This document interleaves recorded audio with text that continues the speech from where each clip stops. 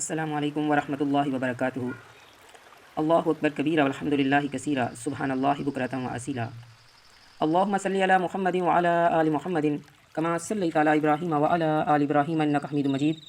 اللہم بارک علی محمد وعلی آل محمد کما بارکت علی ابراہیم وعلی آل ابراہیم انک حمید مجید۔ اعوذ باللہ من الشیطان الرجیم، بسم اللہ الرحمن الرحیم۔ ہمارا آج کا موضوع استخارہ کیا ہے اور کیسے کرنا چاہیے۔ استخارہ کے لفظی معنی خیر اور بلائی کا طلب کرنا، اور ہماری روزمرہ اصطلاح میں اس سے مراد اللہ تبارک و تعالیٰ سے دعا کرنا کہ وہ ہمارے لیے اس چیز کو جو ہمارے لیے مفید اور نافع ہے آسان کر دے۔ اس لیے جب بھی کسی کو کوئی اہم کام کرنا ہو یا کسی کام کے بارے میں تردد اور شک ہو تو ہمیں لازماً استخارہ کر لینا چاہیے۔ ہمارے پیارے نبی صلی اللہ علیہ وآلہ وسلم صحابہ کرام کو تمام کاموں میں استخارہ کی تعلیم اس طرح دیتے تھے جس طرح قرآن کریم کی سورت کی تعلیم دیتے تھے۔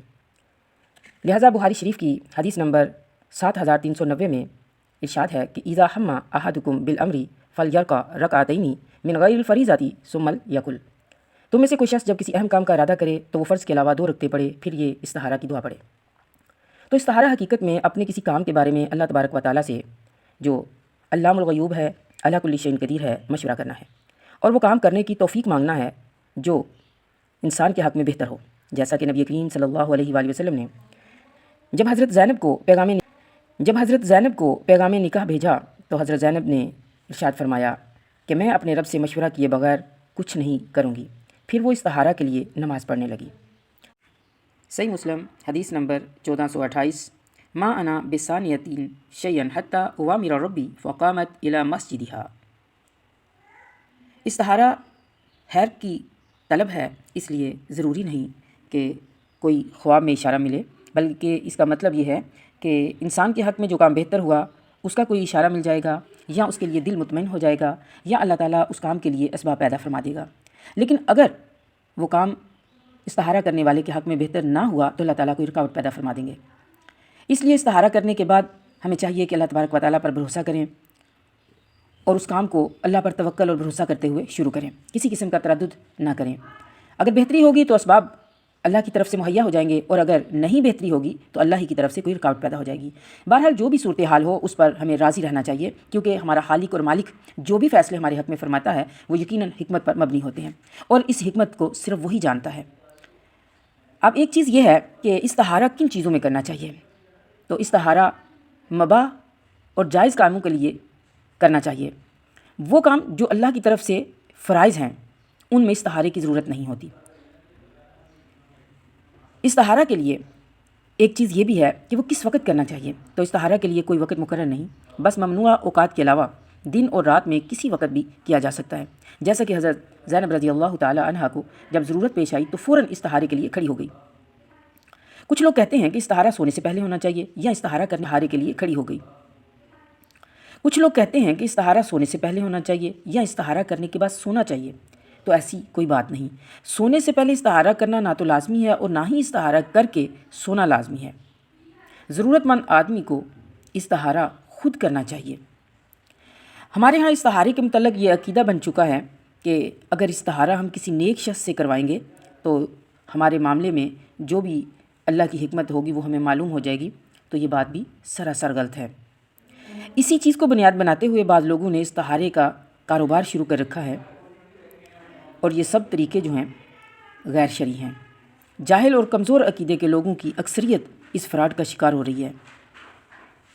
لہٰذا ہمیں استخارے کا مفہوم سمجھنا چاہیے اور غیر شرعی اور خود ساختہ طریقوں سے بچنا چاہیے، اور یہ بات بھی یاد رکھنی چاہیے کہ دعا وہی ہوتی ہے جو انسان خود اپنے لیے اللہ تبارک و تعالیٰ سے کرے اور خود اللہ تبارک و تعالیٰ سے مشورہ کرے، یعنی استخارہ خود اللہ تبارک و تعالیٰ سے کرے۔ استخارہ ایک کام کے لیے ایک سے زیادہ مرتبہ بھی کیا جا سکتا ہے۔ استخارے کے ساتھ ساتھ چاہیے کہ ہم اصحاب الخیر سے مشورہ بھی کریں، یعنی نیک اور صالح لوگوں سے مشورہ بھی کریں، کیونکہ اللہ تبارک و تعالیٰ فرماتے ہیں سورۃ آل عمران کے اندر وَشَاوِرْهُمْ فِي الْأَمْرِ فَإِذَا عَزَمْتَ فَتَوَكَّلْ عَلَى اللَّهِ، اور ان سے یعنی صاحب رائے لوگوں سے اہم معاملات میں مشورہ کر لیا کرو، پھر جب آپ پختہ ارادہ کر لیں تو اللہ پر بھروسہ کریں۔ اور سورۃ الطلاق میں فرمایا وَمَن يَتَوَكَّلْ عَلَى اللَّهِ فَهُوَ حَسْبُهُ، اور جو شخص اللہ پر بھروسہ توکل کر لیتا ہے اللہ تبارک و تعالیٰ اسے کافی ہو جاتا ہے۔ استخارہ کا جو طریقہ کار ہے اس کے بارے میں حضرت جابر رضی اللہ تعالیٰ عنہ ارشاد فرماتے ہیں کہ نبی کریم صلی اللہ علیہ وآلہ وسلم نے فرمایا، جو شخص استخارہ کرنا چاہتا ہو تو وہ پہلے 2 رکعت نفل ادا کرے، پھر یہ دعا پڑھے اور حاضل امر کی جگہ اپنی ضرورت اور حاجت کا نام لے۔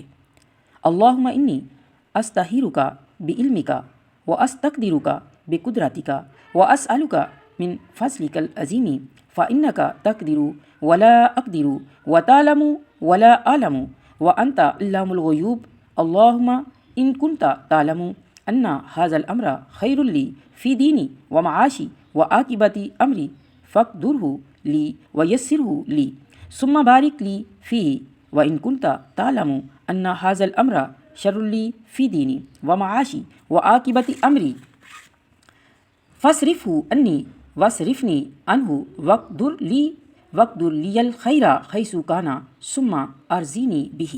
اے اللہ، میں تجھ سے تیرے علم کے ذریعے سے بلائی طلب کرتی اور کرتا ہوں، اور تیری قدرت کے ذریعے سے تجھ سے طاقت چاہتا یا چاہتی ہوں، اور تیرے فضل و کرم کی بھیک مانگتا یا مانگتی ہوں، کیونکہ تو ہی قادر ہے، میں عاجز ہوں۔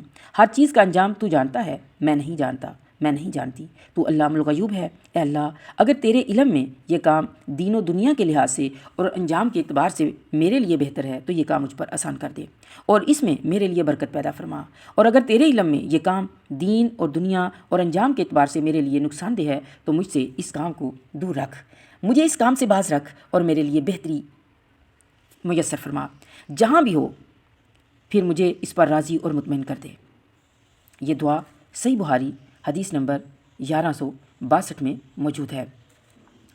اور یہاں یہ بات بھی یاد رکھے کہ اگر عربی زبان میں کسی کو اپنی حاجت کا نام لینا نہ آئے تو وہ اس دعا کو پڑھے اور دعا کو پڑھنے کے بعد اپنی حاجت کا اظہار اپنی زبان میں کرے، اور دعا سے پہلے اور بعد میں نبی رحمت صلی اللہ علیہ وآلہ وسلم پر درود پڑھنا نہ بھولیں، کیونکہ درود پاک دعا کی قبولیت کا باعث ہے۔